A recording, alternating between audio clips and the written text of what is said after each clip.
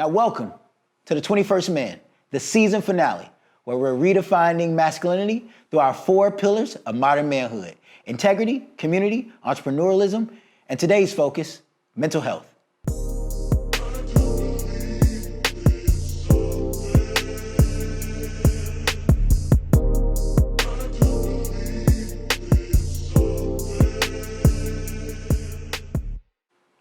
So welcome. You've listened to music with us. We've talked sports. But today, we really want to get serious and talk about our men's mental health. So we have a discussion put together. We have Cornelius Jones, our psychologist. He's brought with him his company, Jones Counseling. That's going to be offering one-to-one counseling services. We have also Rashad, our brother, spiritual healer, pastor. And then last but not least, we have James Harris, known as Men to Heal, the Black therapist. He's a mental health counselor. Please tune in on this session. You're going to be in for a real treat. Welcome to the 21st Men's Table Talk finale. And we are talking about mental health. Super excited about today, man. I mean, I'm honored to be the host this evening because, first of all, let me make sure you know about me. I'm your liminal space enthusiast. In other words, I'm just passionate about bridging the gap between the marginalized, I'm passionate about understanding and bridging the gap in the marginalized mindset. So with that being said, we're talking about a very, very special area. That's mental health. And with me, I have Dr. Cornelius. And you can't see him clearly right now, but he's here with us. We have, and I'll let him, of course, tell you guys all about who they are. But we have James Harris here as well. He's AKA the Black therapist. So we're gonna really jump into this, man. Happy you guys are streaming with us. And Dr. Cornelius, first of all, you tell us about yourself. Greetings, and thank you so much for having me on the show. I am Dr. Cornelius Jones. I have a private practice here in Jacksonville, Florida, Jones Counseling and Consulting. I really focus on helping clients to get to the root cause of their issues and not necessarily focusing on a diagnosis, because I do understand that we all have life challenges, but everything doesn't require clinical diagnosis to help people. And that's very important to me. This is a subject that's near and dear to my heart as well. So myself and some other Black providers in the city have been doing workshops and seminars to address some of the stigmas associated with mental health. So, love it, man. I especially love it because you have a book, man. And I tell you, we all, matter of fact, grab that book real quick. Let's make sure they see it. Super excited to talk about this, man. Dr. Cornelius is a genius, because he understands some of our biggest issues, relationships. And so this book is all about growing as a couple. And I want to ask you, Dr. Cornelius, tell us first a little bit about yourself, because I feel like this book is directly connected to your own experiences. It's connected to my experiences professionally, but not necessarily from a personal standpoint. So one of the things I wanted to do with this book was to address 7 core principles or issues that couples typically have. I've dealt with couples in marriage counseling for a long time now. And so what I have a tendency of doing is getting them to walk backwards to when they first met, some of the things that caused them to fall in love, so that they won't continue to grow apart, as I communicated earlier about I used the tree. A lot of times when people have been together, they begin to grow in 2 separate directions, but they never truly grow apart because they're still connected by the base, similar to a tree. So this book came out on August the 8th, if I'm correct, and it became a bestseller on the 13th. Nice. So the book has gotten a lot of good reviews, and I'm excited about it. And I'm working with couples in my practice with this book, so we're going through it. And every single week, we are addressing a different chapter to help them to improve their relationship. Man, I tell you, I need some relationship improving. We were talking before this, actually, And I'm thinking, all right, I'm just gonna learn a little bit more about his book. And next thing you know, I'm getting counseled outside. I'm like, oh my God, I didn't realize. No, I'm just joking. No. Hey, what's going on, you guys? James Harris, located in Richmond, Virginia. I'm the founder of Men to Heal, which focuses on men overall wellness, their mental health, as well as their physical health. I'm also the author of Man Just Express Yourself, which is an interactive guide for boys and men to better express themselves, dealing with everything. It's about 65 different chapters within the book. Nice. I love that, man. Yeah. And I work in a private practice setting as well as community-based setting. Adolescents, couples, individuals, men, women, pretty much everything. You guys are so special, man, especially in the Black community. You know, all communities, of course, but especially those who are a little bit more melanated. And I say that because you probably know, growing up, we're kind of taught that if you're talking to a counselor, you're probably crazy. You know, and so it's not something in our culture that is really praised. I know plenty of people who don't look like me who think counseling is normal. But if I talk to people who look like me, they're like, nah, I don't need no counselor. Nah, I'm not crazy.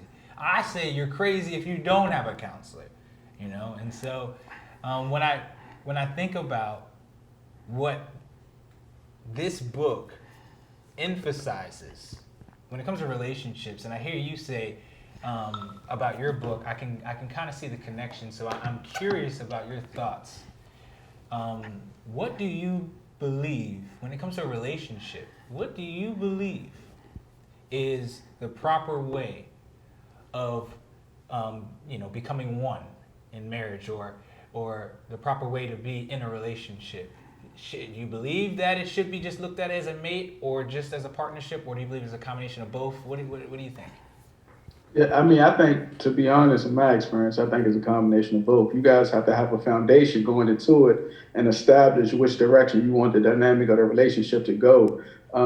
So if you view it based on the perception of other people, you'll be stuck, regardless of who those people are, whether you're looking at celebrities on TV or people on Instagram or whatever the case is. If you get your partner and sit her down, or your spouse, I use the term spouse, that's what it is. So partnership or teammate, none of that matters. Like if you're, your spouse. So you guys establish the rules and boundaries within your relationship and go forward on how you guys want to do things, whether that's splitting the bills or whether that's, you have your roles, I have mine, or we just get things done as a couple.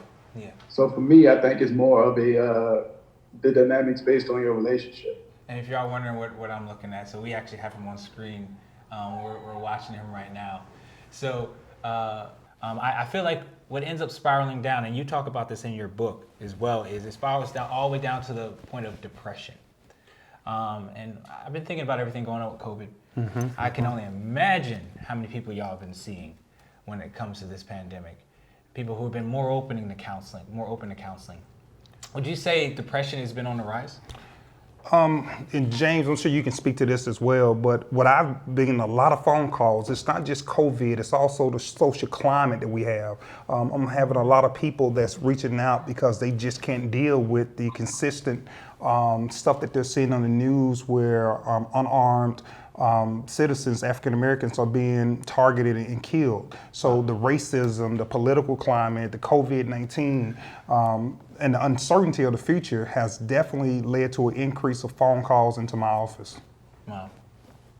Yeah, no, I'm on the same length with you. I'm definitely getting sought out more. I was already, in demand just based on my area of the lack of, male therapists, but now it definitely is the depression from the COVID situation, the unresolved trauma, as well as the unjust acts that's constantly being shown on television. Mm-hmm. So it's a numerous ways and whys of why people are now seeking out therapy, which is a good thing. And I definitely think it's more socially acceptable now. We got a lot of celebrities on board that's talking about wellness and, making it cool to, I guess, go to therapy. So hopefully it's a natural thing and it's becoming more acceptable opposed to just being this trend because it's, hot right now. Yeah. One of the things that I think I posted this in the group that we're a part of, James, last week. I have people that's driving from Sanford, Florida, from Savannah, Georgia, from someone came from Fort Lauderdale, which is hours away, just because there's not enough black male providers that's in the industry, that's in the field. So one of the things that I would love to see is a new generation of black clinician males go to school and go through the formal education, get the clinical hours and the licensures so that they can do this, because now people are coming from behind that wall of shame to talk about the issues that once wasn't cool or based off of cultural conditioning was unacceptable. So we need more conversations. We need more men like James and myself that's in the field, because it's highly populated with women. And a lot of times guys that come in and they just don't want to deal with a woman's perspective on issues that they're having. Wow. When I hear that, I think about a lot of students in school, and they always tell me the same thing. The ones that look like me, at least, say this: how I don't really feel like a woman, especially just a woman, can completely teach me, and I especially don't feel like a woman who doesn't look like me when it comes to my color can completely teach me. And that's not to disrespect women, but it's to say that as men, especially men of color, there are certain experiences that I don't really believe a woman can speak to. You know what I mean? And so having you guys is so valuable, and we do need so many more people like you doing this. And so I know you've actually you've been dubbed the Black Therapist. I'm very curious. How did that happen? Social media, just me being loud and branding and making therapy cool and making it socially acceptable to be vulnerable, be open. And it just stuck. This is what the masses was, tagging and labeling. So I just ran with it to keep it more open so people can, continue to seek me out and stuff like that. Just because, one, is not a lot of positive representation within the field. It's definitely not a lot of men in the field. It's certainly not a lot of African American men in the field. So for me, it's definitely how I model and how I brand to make sure that it's in a positive light, not only for myself as an individual, my family, my community, but so people wouldn't be turned off at therapy by my actions. So I just want to ensure that I'm treating the field and profession upstanding. Wow. And it breaks my heart, honestly, because what terms do we see all the time? Like black excellence, perfect example. Like, how come we just can't be excellent? It's a shame that we're so limited in this area. To see someone like you guys in this position, it has to be dubbed black, And I'm not against that, but I love the fact that you guys are making sure to push a positive perspective when it comes to being, for instance, in your case, black therapist. Letting black people know, like, it's okay to be vulnerable, like you said. It's okay to talk about our problems, and to have somebody to talk, to walk with us through these problems. That's okay. And as I'm looking through this awesome book, which I don't even think you had a chance to introduce properly, but as a matter of fact, I'll just go ahead and let you do it. Tell me about your book.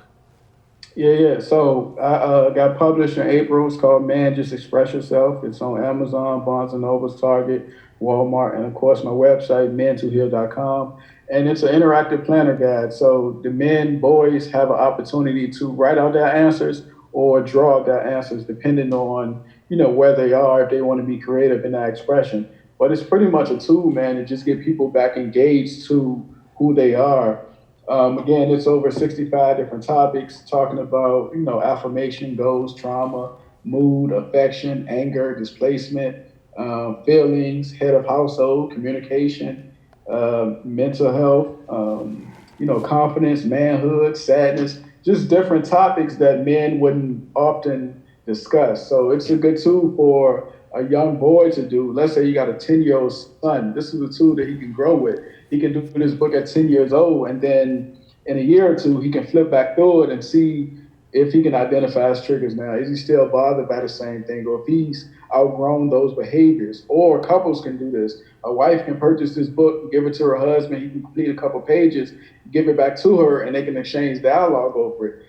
She can then see like, oh, this is when he shut down and be quiet. He's not upset with me. He's upset because of, page, whatever. But it's a good way for them to exchange dialogue. So it's a tool for the masses. I got a couple of different therapists all over the country that got this in our lobby, and they use it as an icebreaker. Somebody come in and sit down, they flipping through it. It's a way for them to engage early. Or I got a couple other therapists who actually do this in their session with our male clients. So I'm just happy that I was able to put out a piece of literature and content that was capturing encompass the whole entire package that I wanted to display for not only men, but of course the young men as well and the couples. Yeah, and I'm excited, man. I know you have it on Amazon in digital form, right? You said? Amazon in digital form. It's digital and hard copy. Amazon, Barnes and Nobles, Target, Walmart, my website, everywhere. Yes, if you're a primaholic like me, though, I need it on Amazon. I buy everything. Nah, yeah, do your thing, man. They got $1 million, but I send people to my website. You can get it his book on Amazon and all those different places he just mentioned. Man, it was exciting having both of you here. So James, you talk about 3 types of tears in your book. Can you run through those real quick? Yeah. So in the book, so pretty much, I don't know how you was raised. You guys can hear me? Yeah, we can. Okay. So I don't know how you guys was raised, but let's just take the media for example.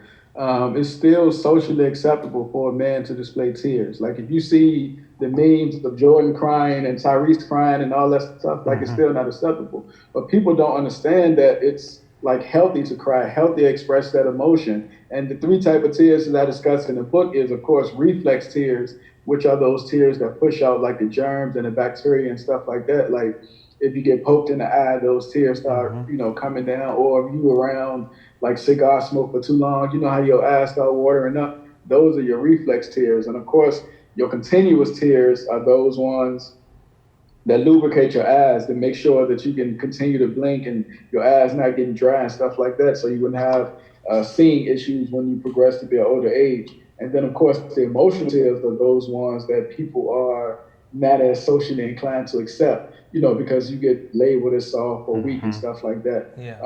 But again, all of these things are beneficial and it's helpful for you to cry every now and again. But I know so many men that are so guarded and they, just hold on to their emotion. And that's when the other issues come in, such as depression and stuff like that. What can releasing those tears do for your overall mental health? Oh, crying is definitely beneficial, man. You got to remember too, your body has so many endorphins in it. So when you release your tears, it assists you in getting you back balanced. So crying is definitely helpful. And a lot of people don't cry even when they grieve, which is unhealthy too, and which lengthens the grieving process. Yes. Because they still got those emotions that's bottled up opposed to, letting it out. You don't have to cry about everything on every occasion or on schedule or because somebody else cried, but it is healthy to at least release every now and again. Wow, that's good. And I can see how that's directly connected to depression, like you were saying. Sure, if you're not releasing, you can dive deeper into depression. I was actually looking at some recent research about how depression isn't just directly connected to a chemical imbalance that's always communicated. They say a lot of it has to do with external things, not just a chemical imbalance. Because, in your profession, you probably see it all the time. People are just trying to prescribe pills to fix everything instead of recognizing that their external situations may be bringing upon this depression. And what would you say are probably the biggest external problems in this world that can welcome depression? It's a vast sea of things because every individual is different. So depression itself is one of those things where, and speaking of grief just for a moment, most times when we think about grief, we just related to the loss of a life. But without recognizing, it could be the loss of a job, it could be the loss of a pet, it could be the loss of a relationship, or something that we held dear to us that leads into depression. Because through those 5 stages of grief, depression is the most dangerous one. So that person could have clinical depression, something they've been struggling with their whole life, or it could be something that offset it, and now they find themselves in that lifelong battle. So that's why I say it's not a one-size-fit-all approach when it comes to addressing depression, but the thing that we have to be able to recognize are the signs, as well as making sure that we are showing empathy for those individuals and not just saying, hey, suck it up. And a lot of times when it comes to men, that's the approach that's kind of given. Like, hey, man, and James was speaking to it, hey, suck it up, it's going to be okay. And in my office, I don't provide tissues. It's an old clinical term called the tissue issue. But I sit the box on the table or close to the individual, and I just allow them to reach for it when they find it necessary to do so. But the intent behind it is something that's also that I was taught during practicum, to basically just let that person honor themselves by crying. But if I stop and say, hey, here's a tissue, that could disrespect their process. Now, from another set of lens, it can seem insensitive. But at the same time, if you just say, hey, here's the tissue, if you need them, grab them, that person feel more comfortable with reaching for them, because we've all seen people that reach for their tissue and apologize. Hey, I'm sorry. You don't have to be sorry, because this may be their only opportunity to cleanse themselves and get that out of them. And with men, anytime a man cries, just let him cry. Wow. Topics, man, they're big issues, and you guys gave awareness to these issues, and so thank you so much for doing that. And I'm excited because you guys are not just leaving it here. I think you even have another book coming out on top of this one, right? I do. Yes. What's that one called? So it's called The Power of Marketing You, the psychology of using self-confidence. And I talk about the importance of basically being able to market ourselves. We all don't have huge branding. We don't all have huge companies like Coca-Cola. So we have to be able to tell the world about ourselves, but we also got to be able to have a level of self-confidence in order to make sure that other people understand who we are and what we have to say effectively. Man, these guys are just powerhouses. Find them. We're going to have all their information linked. We're going to end the show. Appreciate you guys so much for joining us and being a part of this experience. I hope you all learned something when it comes to mental health. I know I did. And stay tuned, because we're going to announce the winners. There's going to be some winners when it comes for our Men to Heal giveaway. Vince is actually going to make sure you hear those winners. I love you guys. Take it easy. God bless. Now stay tuned for season 3, where we're bigger and better under the 21st Men Studios. Curated shows, individual shows, artist roundtables. It's gonna be a real treat. Like, share, subscribe. You know what to do. You've already done it. Make sure you bring somebody else with you. Thank y'all.